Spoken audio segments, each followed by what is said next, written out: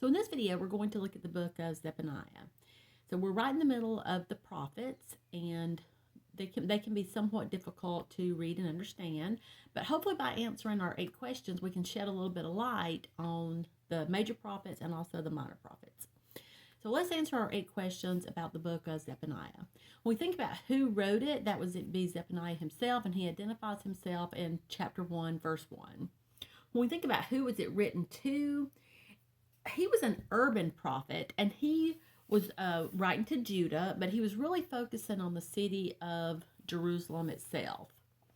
When we think about how much time is covered, he does give us a clue in verse 1. The word of the Lord came to Zephaniah in the days of Josiah, king of Judah. So remember, Josiah ruled in the southern kingdom, and it was after Israel had already gone into captivity, so it's during the divided kingdom. And Josiah had quite a restoration of that time. He did away with a lot of the idols, well, really all the idols, and he found the book of the law and read it, and they observed the Passover during his time. So it was during a good time as far as the king was behaving the way he should. But the nation as a whole was really not doing what it was supposed to do. So we know that King Josiah reigned somewhere between 630, 625 BC. So that gives us a kind of an idea of when Zephaniah took place. You can read more about King Josiah in 2 Kings 22. Also, Zephaniah, he was contemporary with Jeremiah, which was one of the major prophets, Nahum, and Habakkuk, who we have already discussed in previous videos. So some people think that 10 years before King Josiah's reform was when Zephaniah was writing, and that Zephaniah may have had some positive influence on Josiah. But that's just speculation, that's not inspired. So when we think about the main idea, I'm going to refer back to that house-to-house publication that I've read from in the past.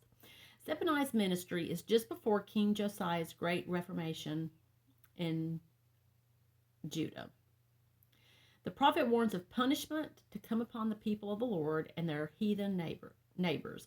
Only in the coming Messiah would true deliverance be effected. Okay, and also, these are my bullet points for the main idea. It was to pronounce punishment on Judah, but that also the sinful world, and to call everybody to repentance. It was to show the current sinful state of man, and it would show that God triumphs over wickedness. So now when we think about the notable characters in the book of Zephaniah, really the Lord is the only repeating main character in the book. When we think about notable events, again, with it being prophecy, so you don't have accounts of things happening, since it is prophecy, it reads quite differently, but I'm going to give you an outline. Chapter 1, verse 1 through chapter 1, verse 1 through chapter 2, verse 3 is God's judgment on Israel. And then he picks that theme up again in chapter 3, 1 through 7. And then chapter 2, verses 4 through 15, and then he picks it back up in chapter 3, verse 8. It's God's judgment on the surrounding nation. So you can remember some of the other prophets that we've studied. It wasn't just pronouncing judgment on Israel, it was the other nations. And this is the case again in Zephaniah. But then in chapter 3, verses 9 through the end of the book, it's the salvation of the remnant.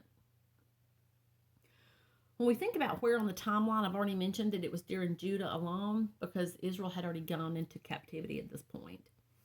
And Zephaniah, like it was mentioned in the house-to-house publication, that only the Messiah can bring true deliverance.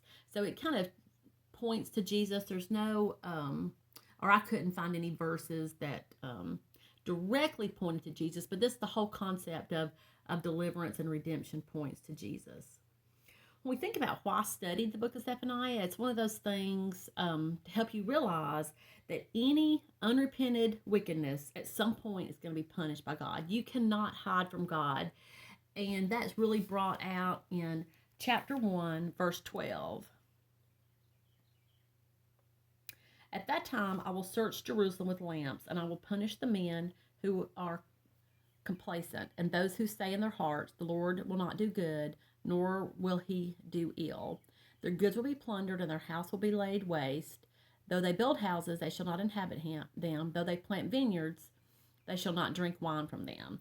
So you can just picture kind of figuratively God with a lamp going and searching for all these wicked people. You can't hide from God. So I hope this has been helpful to shed a little bit of light on Zephaniah. Again, remember, it's prophecy. There's going to be figurative language in there. There's going to be things that may be just a little bit difficult to understand, but it's very short. You could read it through in a short amount of time and even read it through multiple times to help shed a little more light on it. So next week we will move into Haggai. So we are getting really close to the end of our journey through the Old Testament.